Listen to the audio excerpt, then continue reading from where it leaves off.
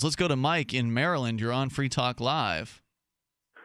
Yeah, hi. Thanks for taking my call. Yeah, this is a really fascinating subject, and to me, there's a lot of questions with the whole marijuana situation in Colorado. But correct me if I'm wrong. Didn't Washington State legalize marijuana as well, or am I mistaken? They did legalize with a referendum in 2012, but I think the implementation of it, has dragged out a little bit.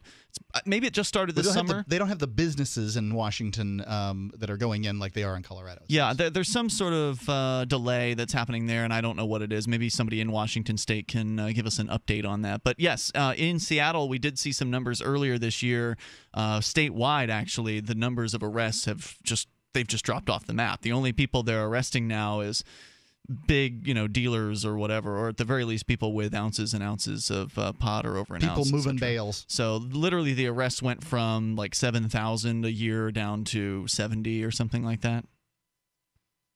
Okay, well, see, I have some questions, and one of them is now, if I understand it correctly, if you go into a pot dealer, I don't want to say dealer, store, dispensary.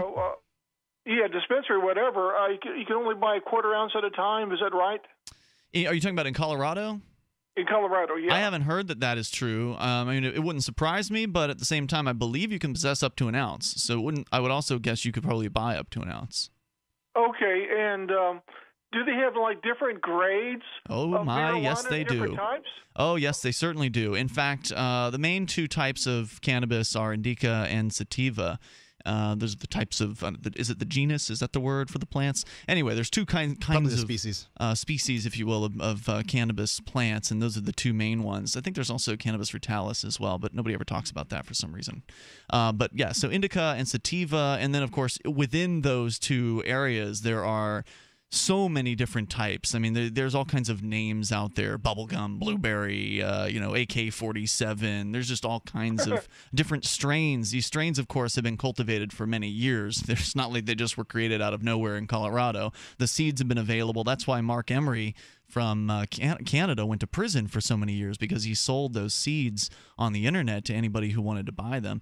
So yes, the answer is there are all kinds of different strains, and the people who use them, especially for medical purposes, many of them swear by very specific strains. They get different results from different strains of marijuana with their medical conditions that they have. And so they experiment with different types and find what works best for them to provide them the relief that they need. And even the people who are using them for recreational purposes, some prefer the high that they receive from a sativa plant versus an indica plant, or vice versa. So the answer is yes, there's quite the variety. Okay, well, I was curious.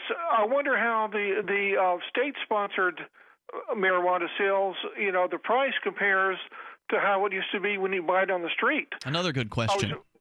I was wondering about that, and I guess is it still illegal for somebody to ship pot into Colorado and sell it on the street, or to grow their own and sell it? Shipping it across state lines would likely be a federal crime. That would be my guess. I'm not an attorney.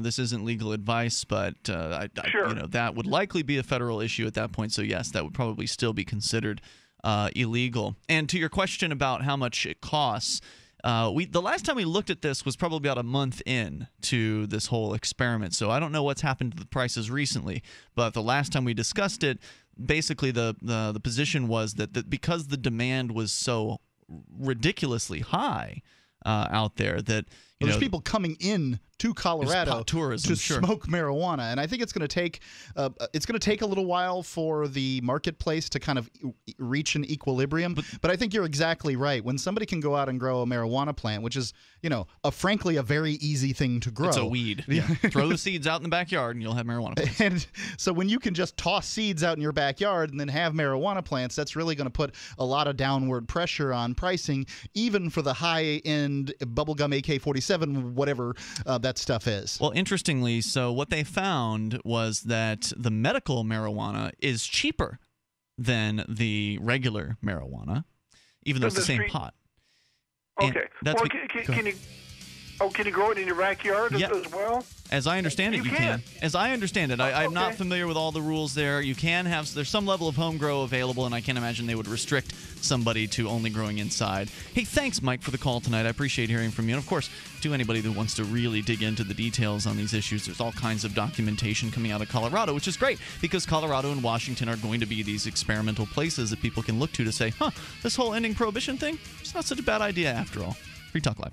I don't imagine anybody out there actually opposes the decriminalization or legalization of marijuana. At the very least, yes, they do. It's been so long since any of them have called into the show. Well, the evidence is really dwindling. I mean, this took... Right. What else do you have? The teenagers are not using pot in Colorado as much as they used to. They're down. The usage is down. This took a lifetime. When I was on, in my teenage years on MTV, you'd see this. This is your brain.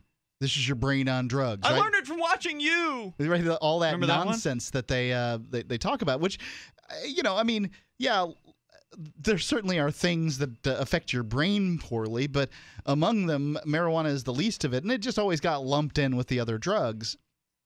And so it's taken people a very long time, and it's amazing how just sort of slow and plodding people are. But now that Washington and Colorado are doing it, and people all over the country are like, yeah, it's no big deal.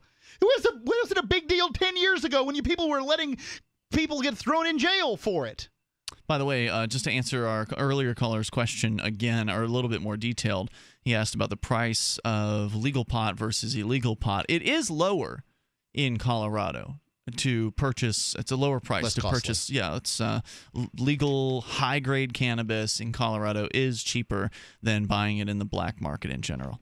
Free Talk Live, 7 nights a week from 7 to 10 Eastern, live on the Liberty Radio Network at LRN.FM.